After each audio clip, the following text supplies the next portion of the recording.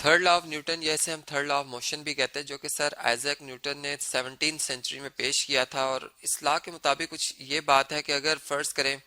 कि एक बॉडी पर हम एक्शन करते हैं, यानी एक बॉडी अगर अपनी इस रेस्ट पोजीशन पे है, तो इसका जो एक्शन है वो क्या है जी, इसका वेट जो कि डाउनवर्ड एक्ट कर रहा है। और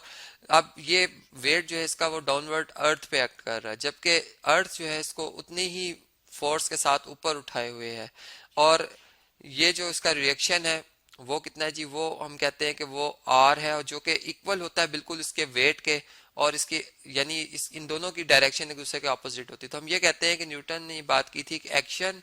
और साथ ही जो हमारे पास रिएक्शन हो, अगर ये दोनों सेम होंगे तो बॉडी जो है वो अपनी उस, यानी कि यहाँ पर अगर हम देखें तो ये अगर बॉडी जो है वो रेस्ट पोजीशन सिर्फ इसी वजह से है कि इसमें एक्शन और रिएक्शन जो है वो सेम है। और इसी वजह से अगर हम उनकी मैग्नीट्यूड को देखें वो भी सेम है और डायरेक्शन अपोजिट है। और ये कि एक बॉडी अगर एक यानी ए बॉडी बी पे एक्शन कर रही है तो फिर बी बॉडी ए पर जो है वो रिएक्शन करती है, तब ये बात जो है वो होल्ड करती है। यानी इसकी एग्जांपल मैं ऐसे दे सकता हूँ कि ये ब्लॉक मुझे सिर्फ रेस्ट में इसलिए नजर आ रहा है कि इस पे नेट फोर्स जो है वो इस वक्त जीरो है। और अगर ये नेट फोर्स जीरो ना होती तो न्यूटन्स के यानी इससे जो पिछला हमने लॉ पढ़ा था, न्यूटन्स के सेकंड लॉ के मुताबिक फिर ये बॉडी जो है वो मूव करना शुरू कर देती है। जैसे इसकी एग्जांपल मैं ऐसे देता हूँ, फर्ज करें एक बॉडी इस तरह से तो रेस्ट में है, यहाँ पे ये रेस्ट की पोजीशन पे है, कोई मोबाइल है फर्ज करें। और अब मैं क्या करता हूँ जी कि मैं इस मोबाइल फोन को अपने हाथ से जो है वो पुश करता हूँ। अब क्या होगा कि ये मोबाइल फोन जो है वो मेरे हाथ से, यानी जब मैं इसको टच करूंगा ये आगे की तरफ मूव करेगा, मैंने एक एक्शन किया। अब रिएक्शन के तौर पर क्या होगा कि ये मोबाइल फोन जो है उसी वक्त उसी लम्हे मेरे ऊपर भी उतनी ही फोर्स जो है, अगर मैंने 5 न्यूटन की फोर्स अप्लाई की है लेफ्ट डायरेक्शन में, तो राइट डायरेक्शन पे मेरे हाथ पे भी एक फोर्स महसूस होगी। लेकिन अब ऐसा कि मोबाइल चूंकि जिस फ्लोर जिस अब यानी टेबल पे पड़ा है, अगर फर्ज करें तो वो क्या होगा, अगर स्मूथनेस ज्यादा है तो वो फोर्स मेरे हाथ पे कम महसूस होगी और मोबाइल आगे की तरफ मूव कर जाएगा। इसलिए हम डेली लाइफ में कुछ चीज जब धकेलते हैं तो हम देखते हैं कि हम उसको जब धक्का देते हैं तो वो यानी थोड़ी सी कुछ दाखलत के बाद वो बॉडी मूव करने शुरू कर देती है, जिसे हम इनर्शिया भी कहते हैं। तो बेसिकली वो इनर्शिया क्या है जी, वो इनर्शिया सिर्फ इसी वजह से उस बॉडी के मैस की वजह से। और ये बात तो हम जानते हैं कि अगर कोई बॉडी है, अगर वो कोई मैटर रख रही है तो इसका कोई ना कोई मैथ जरूर होगा, तो मैथ जीरो नहीं हो सकता। तो यहाँ से एक्शन और रिएक्शन की जो ये बात है वो हमें फिर इस तरह से समझ में आती है कि ये दोनों एक जैसी होती है, इनकी मैग्नीट्यूड सेम होती है लेकिन डायरेक्शन अपोजिट होती है। इसी बात को मैं इस तरह से भी समझा सकता हूँ जी कि एक बहुत मशहूर एग्जांपल है कि अगर एक वॉल हो, ठीक है, और इस तरह से कोई ऑब्जेक्ट इसके ऊपर फेंका जाए, अगर कोई पर्सन यहाँ से खड़े होकर कोई बॉल इसके ऊपर फेंकता है, अब क्या होगा कि ये बॉल जो है, फर्ज करिए बॉल है जी, जो कि जब इसके ऊपर इधर आकर हिट करती है तो ये एक एक्शन हुआ, यहाँ पर आकर इसने इस पे एक एक्शन किया। और अब इसके रिएक्शन में इस वॉल ने इसके ऊपर जो है उसी टाइम पर एक रिएक्शन करना, और वो रिएक्शन क्या होगा कि ये इसको उसी फोर्स से, यानी अगर ये 10 न्यूटन की फोर्स से इसको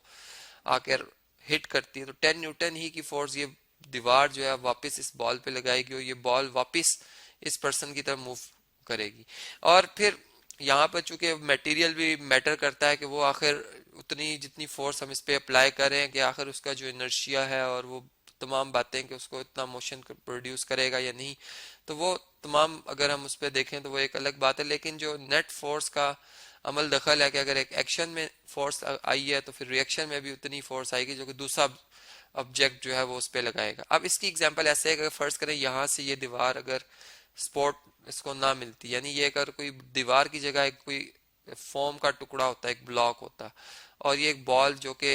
मैस, इसका कुछ मैस है, ये मैसिव चीज है, कुछ वेट रखती है, ये जब आकर इस ब्लॉक को हिट करती तो ये ब्लॉक जब रिएक्शन करता है इस पे, तो क्या होता है जी के रिएक्शन के लिए इसको सपोर्ट भी चाहिए। अब सपोर्ट नहीं है तो क्या होगा कि ये बॉल यानी इसको टच तो जरूर करेगा क्योंकि रिएक्शन करना है, लेकिन ये साथ ही नीचे की तरफ गिर जाएगा। तो हमने देखा कि एक्शन के तौर पर बॉल ने इसको हिट किया और रिएक्शन के तौर पर बॉल जो है वो नीचे गिर गई। इसी तरह एक बहुत यानी अगर एडवांस टेक्नोलॉजी के हवाले से देखें तो एक रॉकेट जो है हमारे पास, जो कि जिसमें कि फ्यूल जो है वो भर दिया जाता है और वो फ्यूल जो है इसकी मिकदार इतनी ज़्यादा रखी जाती है कि जिस वक्त उसको बर्न किया जाता है तो गैसेस एकदम से जब उसके सिलेंडर से निकलती हैं तो वो एक ज़मीन पर एक प्रेशर मिलकर प्रोड्यूस करती हैं, जो कि बहुत ही ज़्यादा वैल्यू होती है, कोई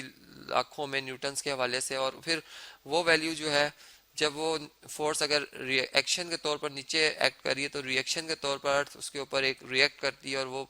पार्टिकल्स को वापस ऊपर की तरफ जब रिएक्ट करती है तो वही पार्टिकल्स जो मिलकर इस पूरे जो रॉकेट है इसको एक फोर्स प्रोवाइड करते, जो कि इसको इतनी एक इनफ ताकत एनर्जी दे देती है कि ये फिर जमीन की ग्रेविटी से बाहर स्पेस में पहुंच जाती है। तो ये एक हमने देखा एक्शन और रिएक्शन की एक एग्जांपल, जो कि हम इसमें हम देखते हैं कि दोनों उनकी मैग्नीट्यूड सेम भी होती है लेकिन इनकी डायरेक्शन जो होती है वो एक दूसरे के ऑपोजिट होती है। इस तरह हमारे पास बेशुमार और भी एग्जांपल्स हैं जो कि इन्हीं बातों को, इन्हीं लॉज को, जो कि न्यूटन्स के थर्ड लॉ में स्टेटमेंट में बताए गए, इनको होल्ड करती हैं।